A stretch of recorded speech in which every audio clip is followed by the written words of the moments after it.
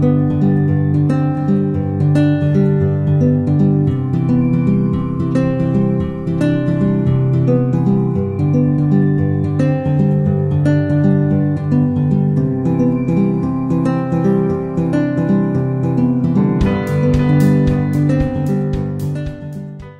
ধর্মগ্রন্থ পবিত্র বাইবেলের কথা।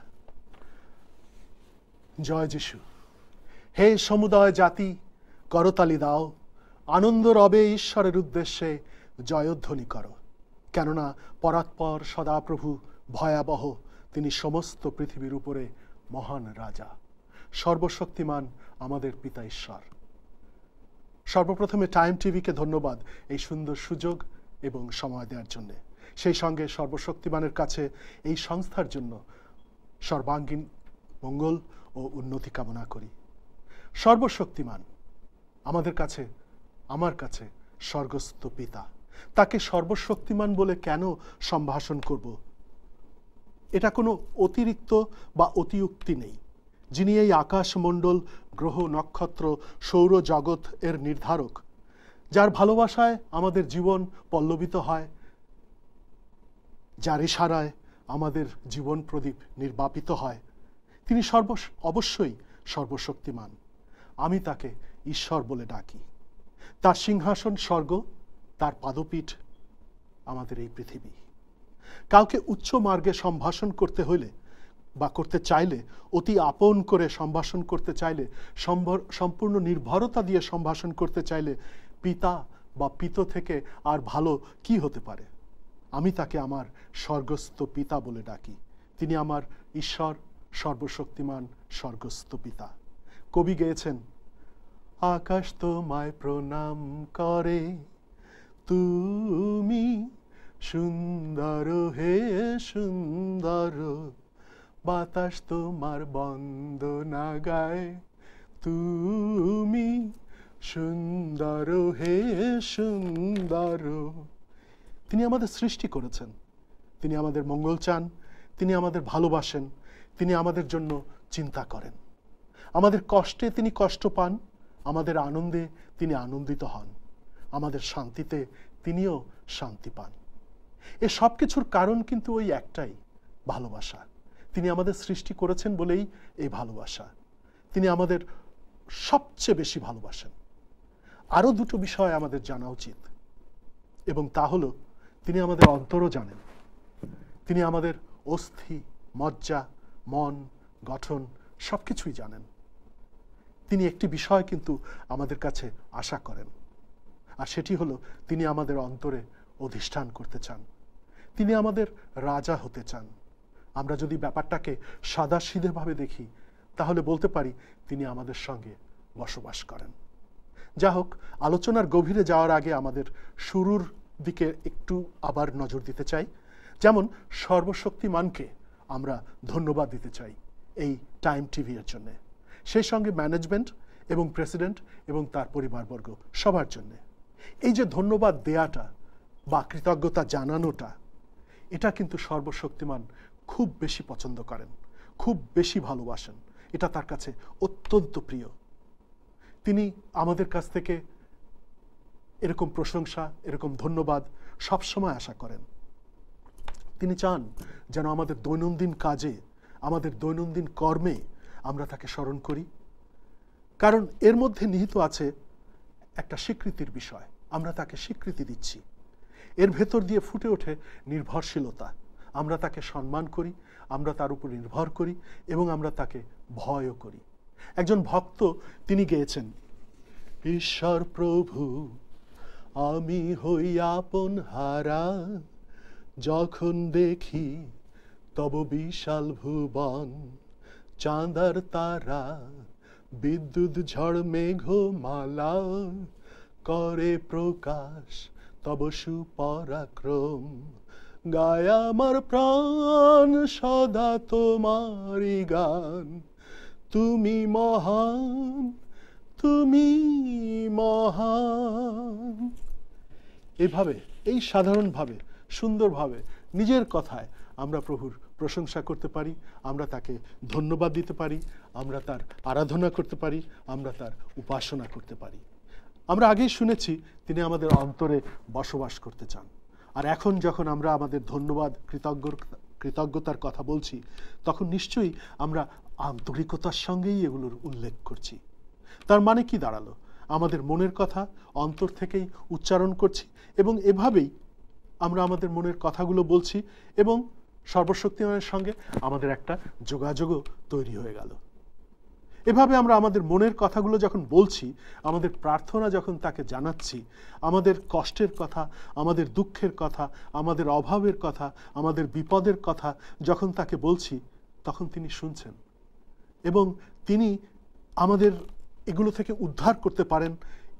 তিনি আমাদেরকে এ সমস্ত কিছু সমস্ত পরিস্থিতি থেকে আমাদেরকে দূরে সরিয়ে নিতে পারেন। এর জন্যই আমরা করছি। এই যে একটা স্বীকৃতি, এই স্বীকৃতিটা তিনি আমাদের কাছে চান। এভাবেই আমরা তাকে প্রণাম জানাতে পারি, এভাবেই আমরা তার কাছে আমাদের মনের কথা, আমাদের দুঃখের কথা প্রকাশ করতে পারি। ইতিহাসের দিকে যদি তাকাই, ইতিহাস থেকে আমরা একজন ভক্তের কথা জানতে পারি। তার নাম ছিল দাউদ।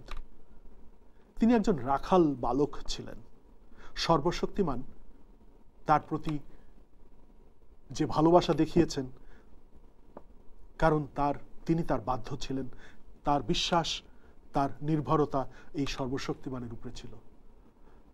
দাউদকে সর্বশক্তিমান শেষ পর্যন্ত রাজা হিসেবেও মনোনীত করেছিলেন। ইতিহাস দাউদকে সাধু হিসেবে স্বীকৃতি দেয়। এই দাউদের অনেক কবিতা, অনেক গান আমাদের পবিত্র ধর্মগ্রন্থ বাইবেলে অন্তর্ভুক্ত করা হয়েছে। সেখান থেকে ছোট্ট একটি অংশ আমরা শুনতে পারি। আইসো আমরা প্রণিপাত করি, প্রণত হই আমাদের নির্মাতা সদা প্রভুর সাক্ষাতে জানু পাতি, কেন না তিনি আমাদের ঈশ্বর, আমরা তাহার চরানির প্রজা ও তাহার হস্তের মেষ। এভাবেই সাধু দাউদ ঈশ্বরের আরাধনা করতেন, তার প্রতি বশ্যতা স্বীকার করতেন, তার গুণগান করতেন। আমরাও এভাবে তাকে ডাকতে পারি, তার আরাধনা করতে পারি, তাকে সুখী করতে পারি, তাকে প্রণাম জানাতে পারি।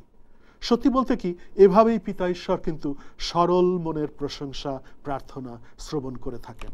আমাদের সৃষ্টিকর্তা সর্বশক্তিমান স্বর্গস্থ পিতা সর্বজ্ঞ এবং সর্বব্যাপী তার বিশালতা, আমাদের ধারণার অতীত তার ক্ষমতা, তার চিন্তা পরিকল্পনা হেতু আমাদের প্রতি তার গভীর ভালোবাসা। আমরা কখনোই এই ভালোবাসা অনুধাবন করতে পারবো না।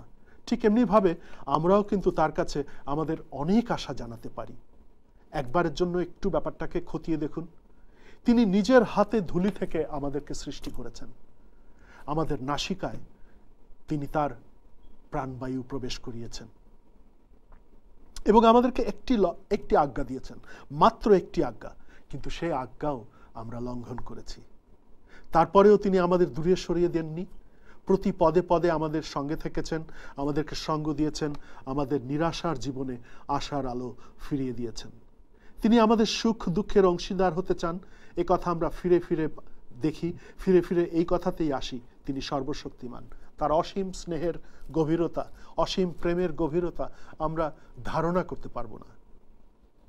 শুধু তার প্রতি বশ্যতা স্বীকার করে নত নম্র হয়ে, নত জানু হয়ে আমাদের অনাটন, অসুস্থতা, অশান্তি, অনাকাঙ্ক্ষিত পরিস্থিতি যাবতীয় সব মন খুলে তার প্রতি বিশ্বাস স্থাপন করে তাকে জানাতে পারি।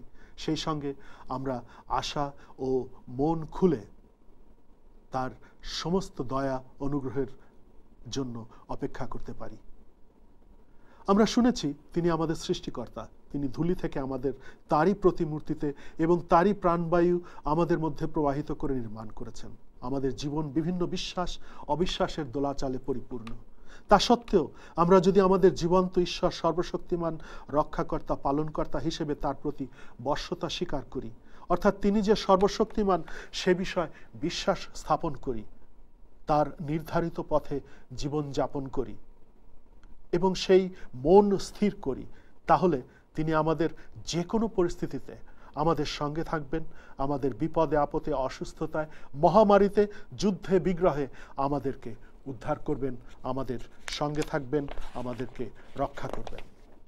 এখানে আমাদের জানু পাতা এবং করজোরে মিনতি করা বা প্রার্থনা করা একটা বিষয়, এবং এটা অত্যন্ত সহজ বিষয়, কিছু যাচনা করা, বাস এইটুকুই, আর কিছু না।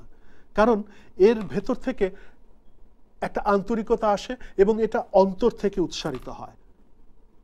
এর কোনো বাহ্যিক পথ বা পন্থা বা নিয়মতান্ত্রিক জটিলতা নেই, শুধুমাত্র অন্তর আত্মার আন্তরিকতা, অন্তর দিয়ে তার প্রতি বশ্যতা স্বীকার করা, অন্তর দিয়ে তার প্রতি বিশ্বাস স্থাপন করা, অন্তর দিয়ে মন স্থির করা যে আমি আমার মন পরিবর্তন করলাম, আমি আমার ঈশ্বরের নির্ধারিত পথ চলব।